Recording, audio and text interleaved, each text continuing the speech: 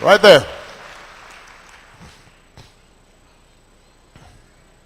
We got a mic coming. Here there he is. He got there first. You did good, though. Thank you.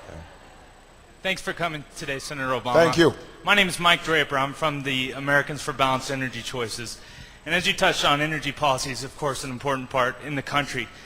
And coal as an energy source is becoming an issue in this part of the state especially, but in this state in general. We've got it's abundant, it's cheap. We've been told that if we put the right funding in it, it becomes cleaner and cleaner every day. Do you support the funding for clean coal energy and the use of clean coal technology? Well, here's what, now, just as I'm an agricultural state, Illinois is also a coal state, so I've been dealing with this issue for quite some time. We are the Saudi Arabia of coal. We've got more coal than just about anybody else. But we also have this planet that is getting warmer, and that's a problem. It's a big problem. I know that George Bush didn't think it was a problem, but George Bush doesn't think a lot of things are a problem. And it's gotten so bad that even George Bush has acknowledged now that it's a problem. If we have the polar ice caps melting, that's changing the climate of the planet in ways that could be disastrous for agriculture.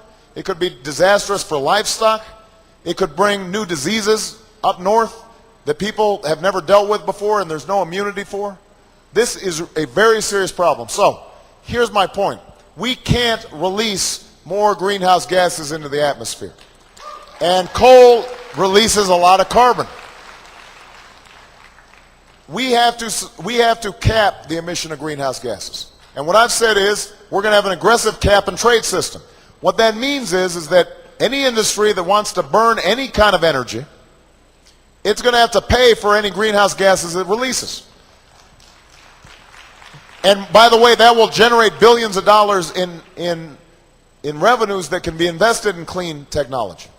But what I also believe is if we can figure out a way to produce coal-generated power cleanly, then we should be for it. But here's the point. I'm not going to license or encourage coal that's dirty. The technology is going to have to prove itself. And right now we're not quite there yet.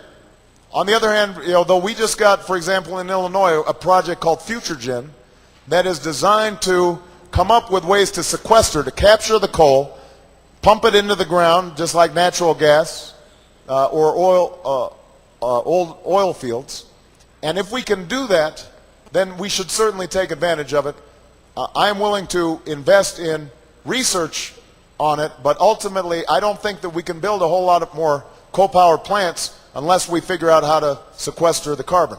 If we figure it out, by the way, it will be good because we can license that technology to countries like China and India. They're building one coal-fired power plant every week. And so a lot of that greenhouse gases is going up into the atmosphere even though we're not doing it anymore. We're going to have to take the lead to help those other countries do that same stuff. All right? All right.